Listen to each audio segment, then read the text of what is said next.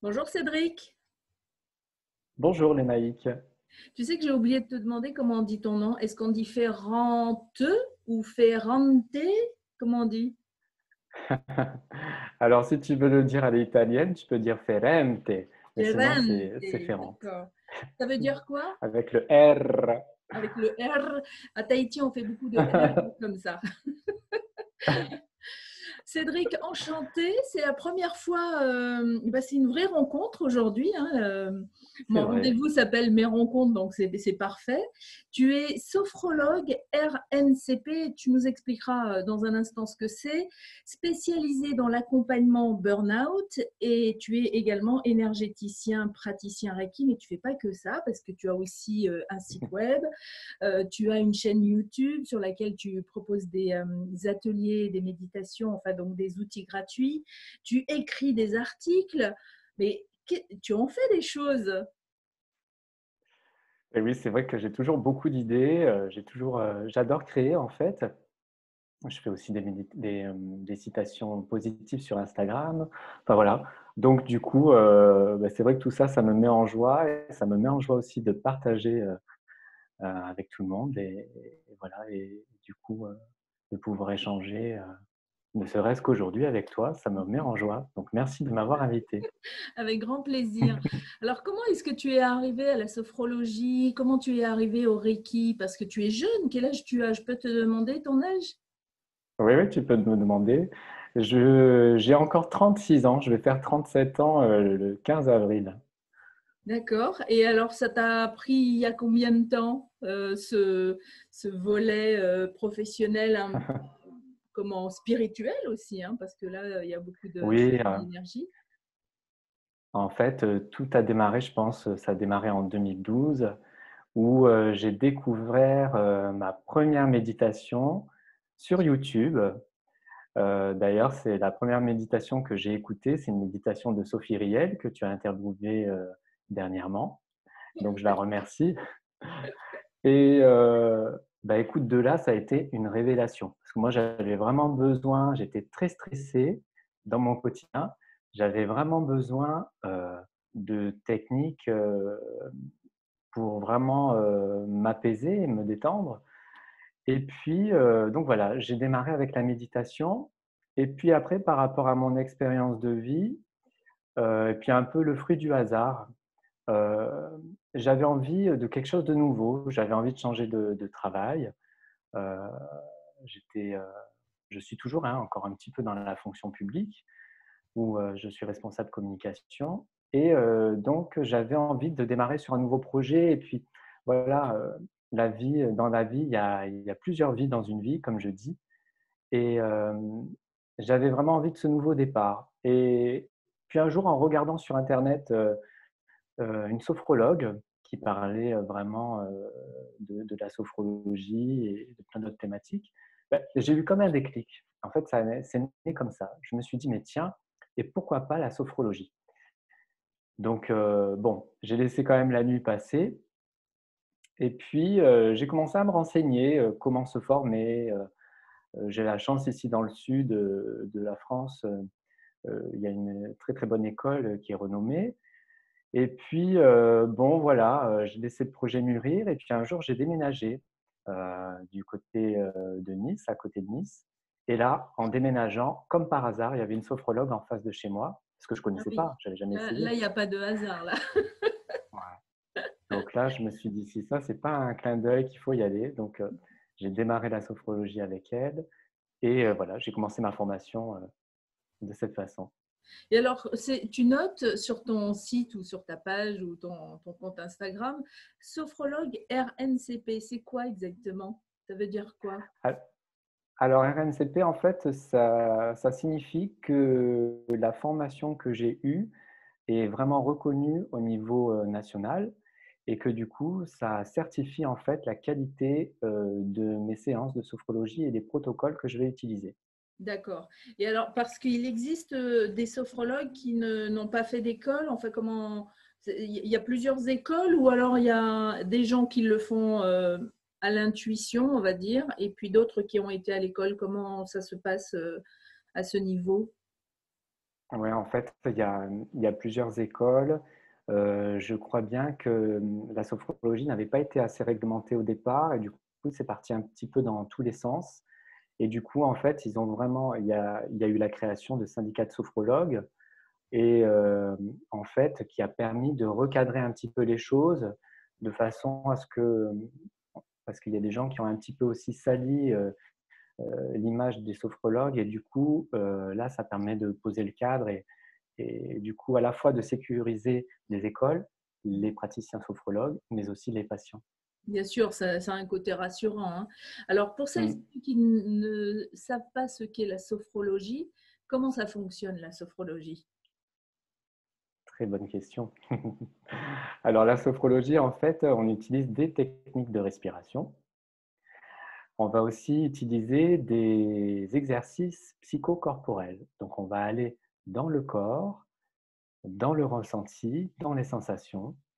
Et puis on utilise aussi ce qu'on appelle la visualisation positive pour du coup traiter des problématiques. Donc on peut travailler sur le stress, sur le sommeil, sur la gestion des émotions, la confiance en soi, l'estime de soi. Enfin voilà, on a tout un panel et la sophrologie voilà, permet vraiment de travailler autour de cela.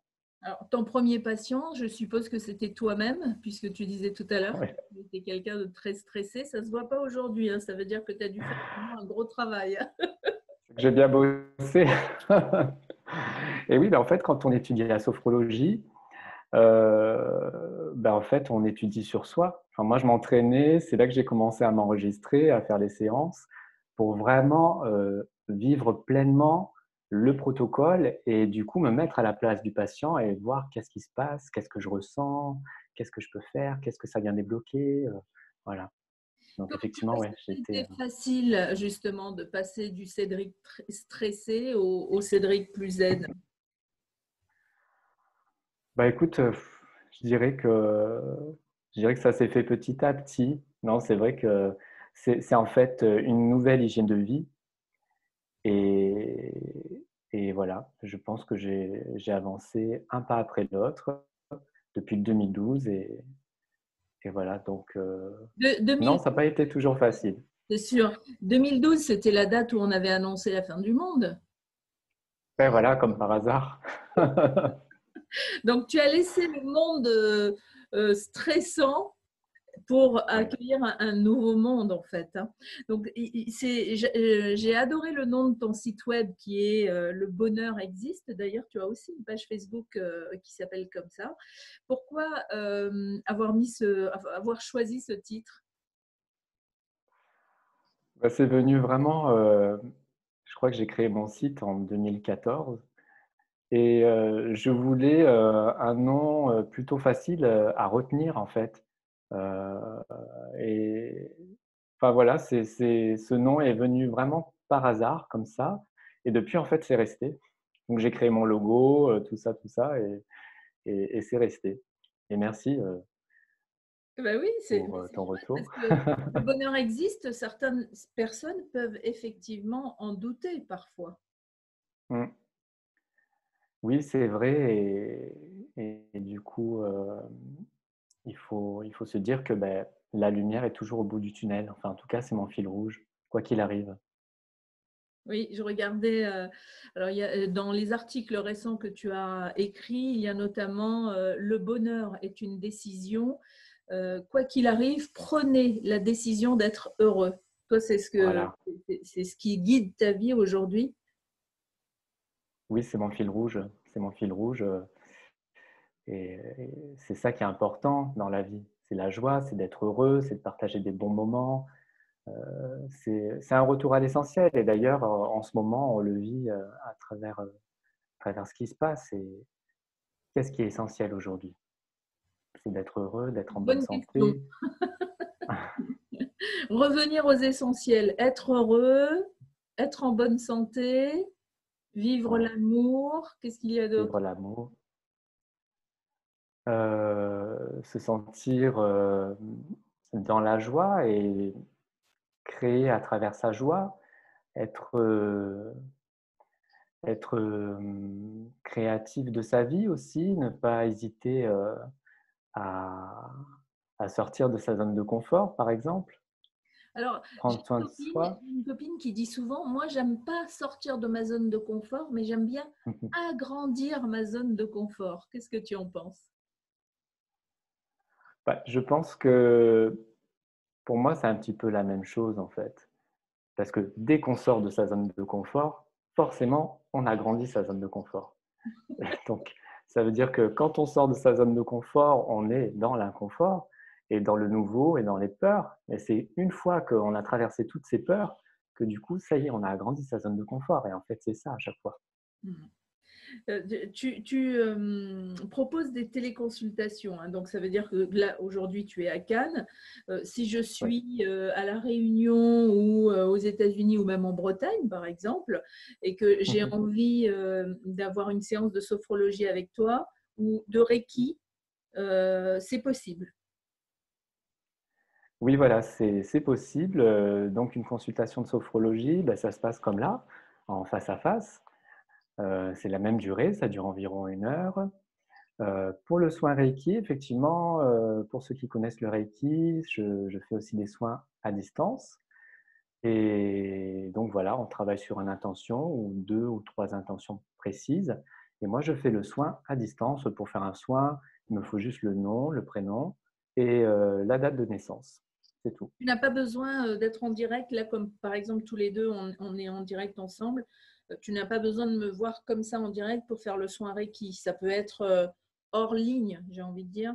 Voilà, exactement. Je fonctionne hors ligne. Et du coup, voilà, je demande toujours en fait un retour de la personne. Et moi, en fait, après une séance, comme il se passe plein de choses, j'enregistre en fait un mémo vocal que je vais envoyer à la personne pour qu'elle ait mon retour concernant le soin. Alors, tu es spécialiste dans l'accompagnement du burn-out. Et Dieu sait Ouais. si le burn-out aujourd'hui, c'est une maladie qui est, on va dire, presque commune, en fait. Les gens sont extrêmement stressés, encore qu'avec le confinement, on va dire que peut-être que tout ce stress enfin retombe parce que le burn-out, en fait, il est généré par quoi? Par la pression que l'on met à l'employé ou c'est l'employé qui se met tout seul une pression? Comment ça fonctionne? Ben écoute, en fait, c'est un peu les deux. C'est un peu les deux. Il y a plein de facteurs qui sont remis en cause. Euh, Déjà, bien souvent, c'est quand on est en surménage. Donc, on ne va pas forcément dire non à la charge de travail. Donc, on va nous donner, nous donner, nous donner, nous donner. Et on se retrouve en fait dans cette spirale infernale sans forcément s'écouter. Et du coup, en fait, c'est un petit peu comme si on était cette souris qui tourne dans la roue là, et qui en fait, elle tourne, elle tourne, elle tourne, et elle ne sort pas. Voilà, le burn-out, c'est ça. Euh, c'est aussi, bah, voilà, c'est le patron qui va te surcharger de travail. C'est aussi, bah, voilà, le climat au travail, bien souvent, c'est tendu, donc il va manquer du monde. Donc, on va faire le boulot de l'autre, et puis en plus, on va faire notre boulot. Et en fait, on se retrouve vraiment dans ce schéma-là qui fait que du coup, on s'oublie totalement. Et en fait, le burn-out, ben voilà, le corps encaisse le stress jusqu'à un certain stade. Et il y a un moment, le corps, il te dit stop. Et là, c'est le burn-out et il faut se reposer. Hmm. Est-ce qu'on arrive facilement avec ta méthode, tes méthodes, les méthodes que tu utilises à, on va dire, reprendre pied, retrouver sa gaieté, sa joie, son envie de vivre? Alors déjà, il faut savoir que pour sortir d'un burn-out, il faut vraiment se laisser le temps. Parce que, admettons que tu vas travailler pendant 6 mois intensément à faire plus d'heures, etc. Donc déjà, il faut être vraiment bienveillant avec son corps et se laisser le temps. Donc ça peut être 6 mois, 1 an, 2 ans, enfin ça dépend vraiment des personnes. En tout cas, le travail que je propose, c'est de vraiment renforcer les ressources. Donc on va faire un travail de développement personnel.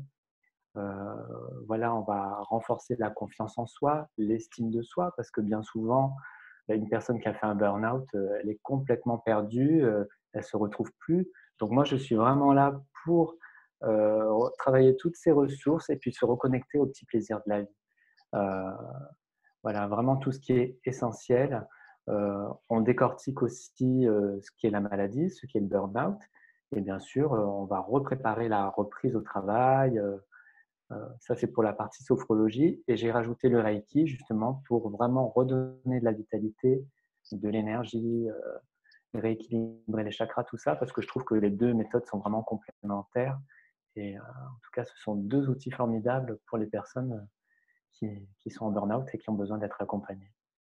Quand on est dans les îles, enfin quand les gens imaginent les, les habitants dans les îles, ils les imaginent toujours heureux, toujours zen, etc. C'est pas vrai, hein. On peut aussi avoir un burn-out à Tahiti ou ailleurs. Et du coup, est-ce qu'à Cannes, tu as beaucoup de cas de gens qui vivent le burn-out, où tu vas avoir des patients qui seront finalement peut-être plus du Nord, peut-être plus de Paris. Est-ce que tu as remarqué qu'il y a un endroit, par exemple, où il y a plus de burn-out? Alors, je pense que le burn-out, c'est vraiment au niveau national et ça touche vraiment tous les secteurs, que ça soit dans l'administration, que ça soit dans les entreprises, que ça soit dans les hôpitaux, dans les banques. En fait, ça touche tout le monde. Et je me demandais, tu vois, la semaine dernière, je me demandais si la Terre, là, n'était pas en train de faire un burn-out. Qu'est-ce que tu en penses, toi? Ah, ça serait Hein. effectivement une bonne définition. En tout cas, il se passe quelque chose, ça c'est certain. Mhm. Et ça Tu va vois nous ce appeler trop-plein. à changer. Ouais, je l'espère en tout cas, ouais. Que les gens vont vraiment prendre conscience il faut changer certaines choses. Ouais. Et peut-être aussi, moi j'ai envie, j'ai un côté très positif, optimiste, qui se dit toujours, mais oui, ça va le faire.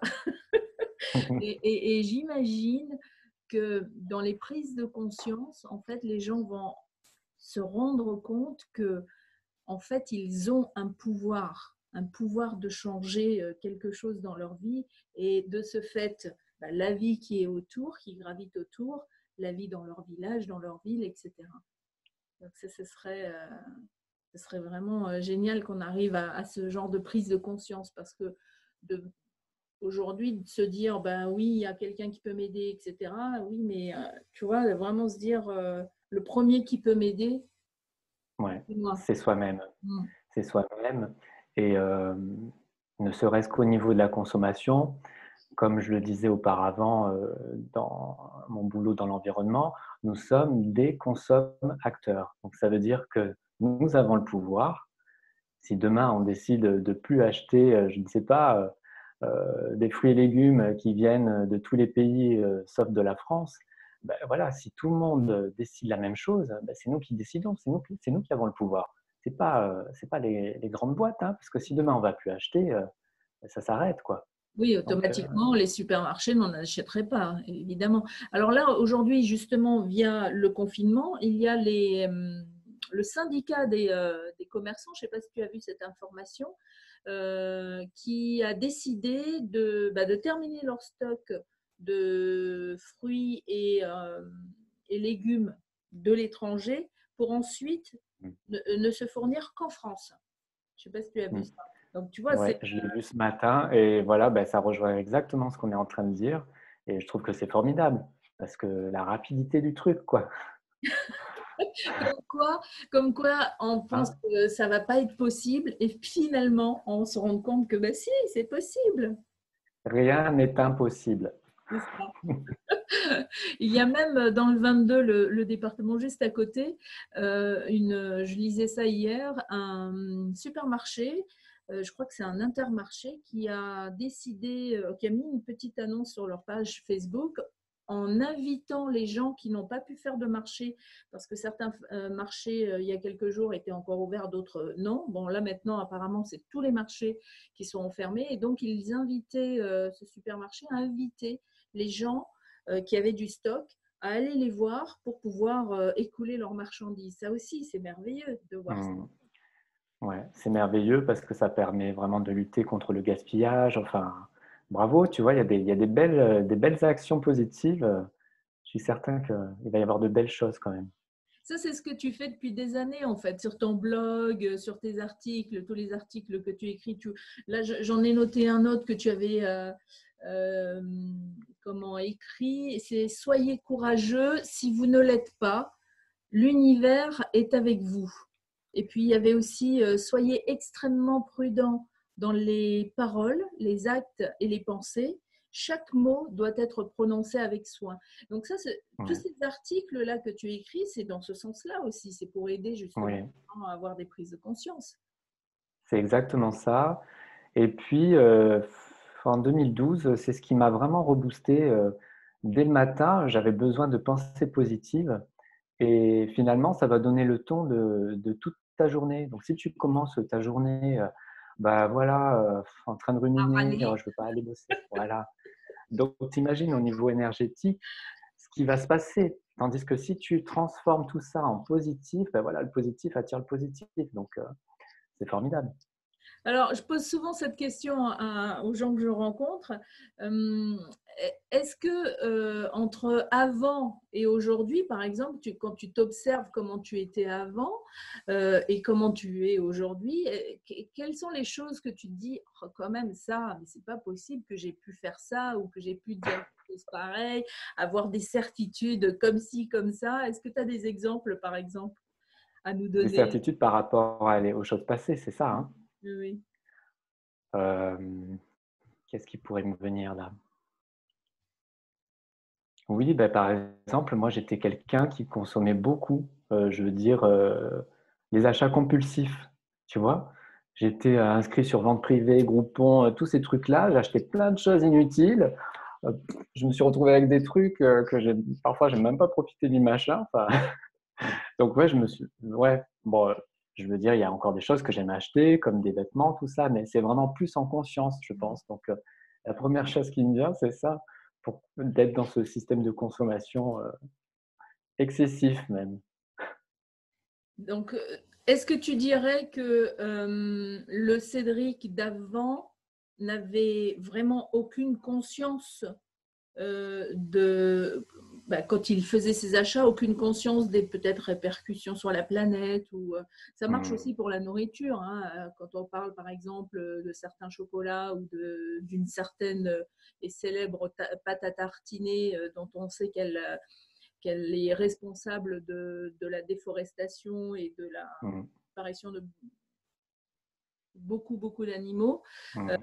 à l'époque et aujourd'hui, il y a une vraie prise de conscience qui s'est faite. Ah ouais. Mais est-ce que Ah ouais. autour de toi, il y avait des gens qui étaient déjà conscients ou vraiment, quand tu m'as dit tout à l'heure que ben non, j'ai regardé une méditation avec Sophie Riel qui m'a emmené sur autre chose, j'ai découvert la sophrologie, puis le Reiki, Mmh. etc.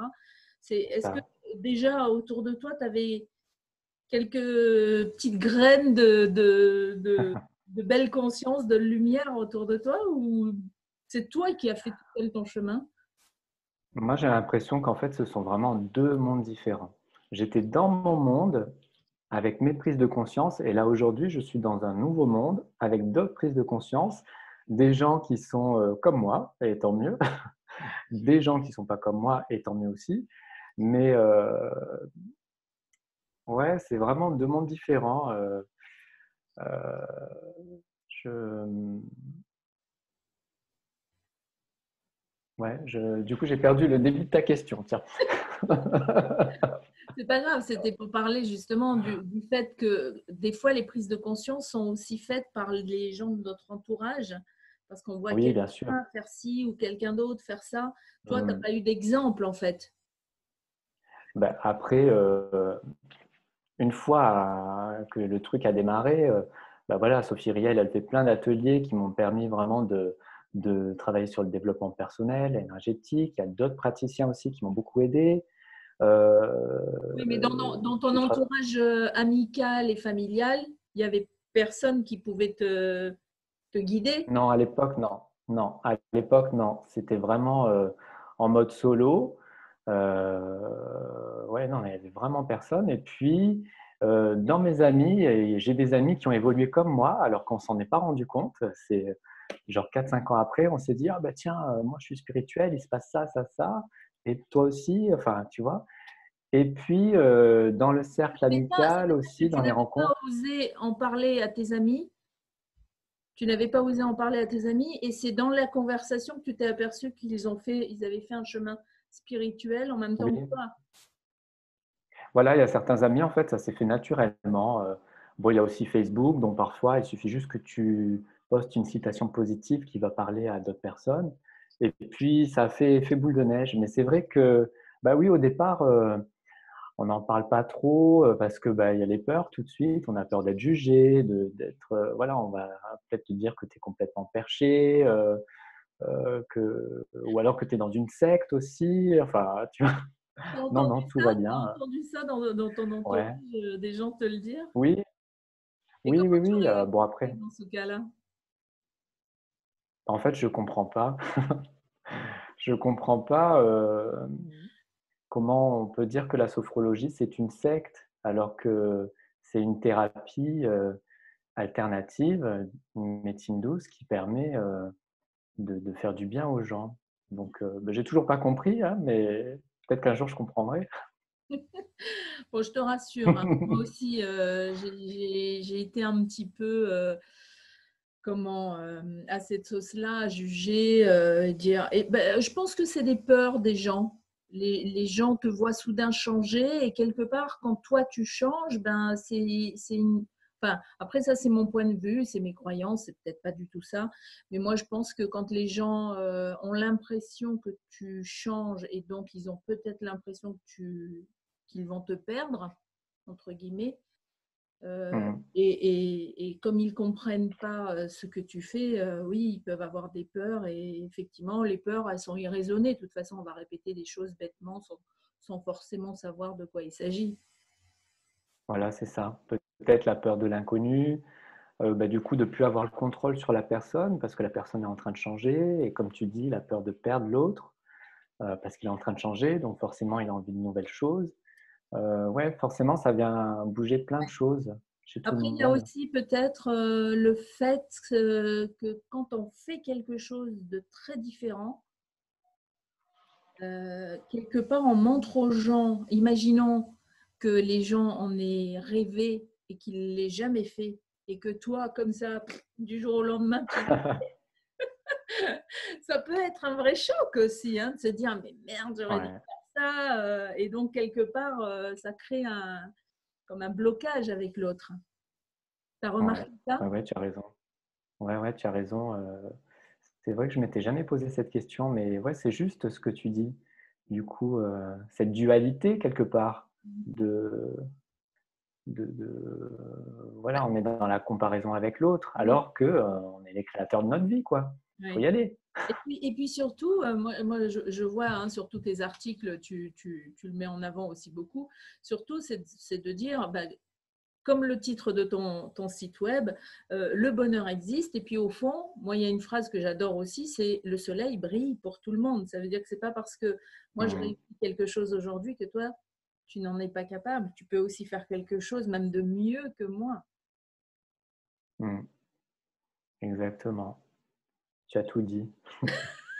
Bon, ben on arrête l'interview ici. Ah non! Qu'est-ce que tu aurais envie, toi, Mais de bien dire sûr. aux jeunes de ta génération? Qu'est-ce que j'ai envie de leur dire? C'est ça?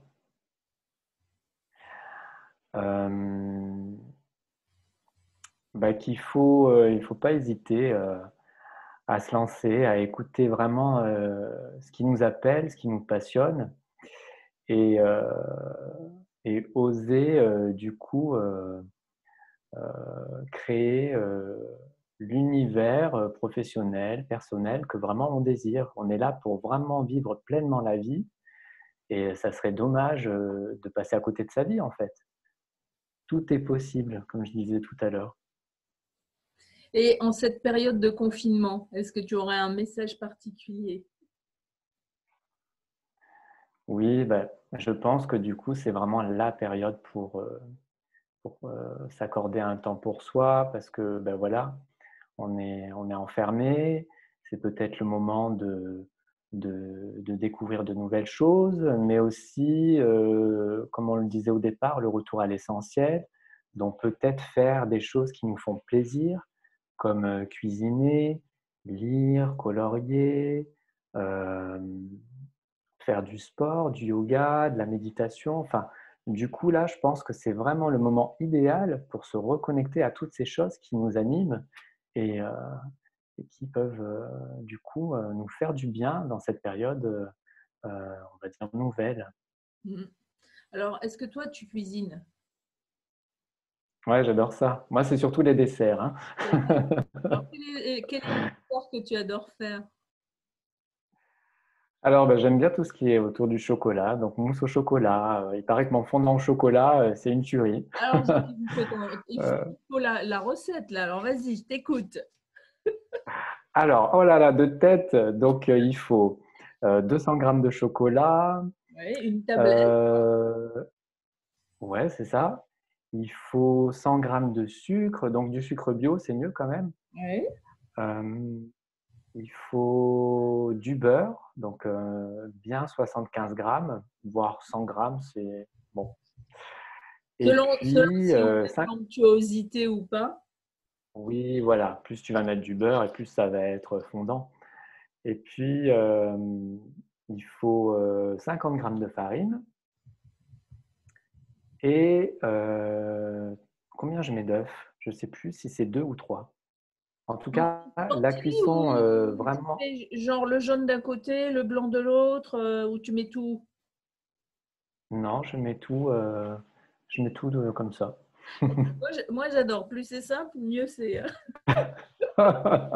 Donc, deux ou trois œufs selon ce qu'on a dans le Oui, placard, en fait.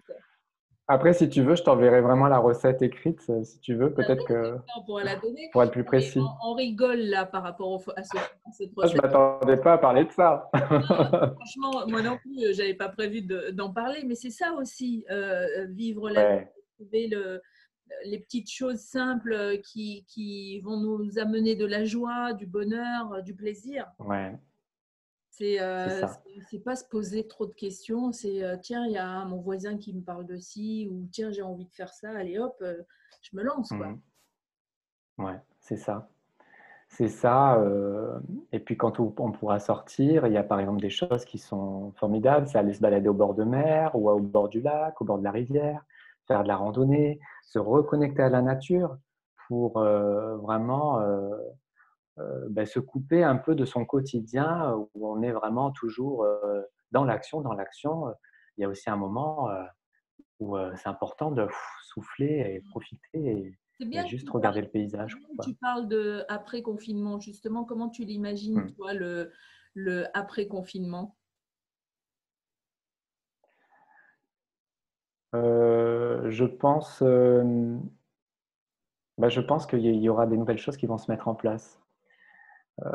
Je pense que les gens vont plus aller dans la nature, vont plus faire de la randonnée. Je pense qu'aussi dans les liens entre les personnes, du coup là, le fait qu'il y ait la distance, ça crée le manque. Donc forcément, on va peut-être être plus proche de sa famille, de ses parents, de ses amis. Euh, Peut-être qu'il y aura plus de respect, je l'espère en tout cas, envers chacun. Même tu parlais des voisins, Alors moi voilà. j'ai de la chance, j'ai des voisins sympas. Et moi aussi, j'ai des voisins qui sont tous sympas, c'est vrai. Mais c'est important.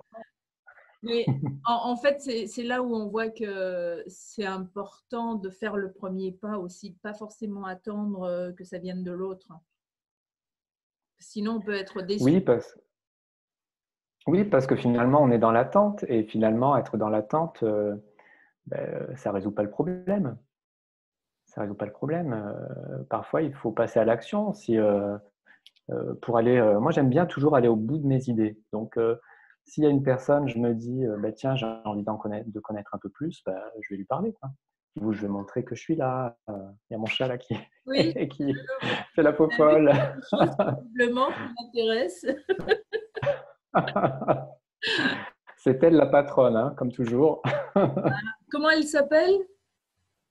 Elle s'appelle Mademoiselle Coco. Mademoiselle Coco comme le parfum. Ouais, D'accord. ouais, c'est une princesse, c'est pour ça.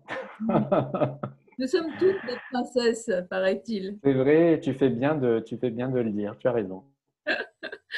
Est-ce que tu as envie de rajouter quelque chose, Cédric? Je ne sais pas, quelque chose qui…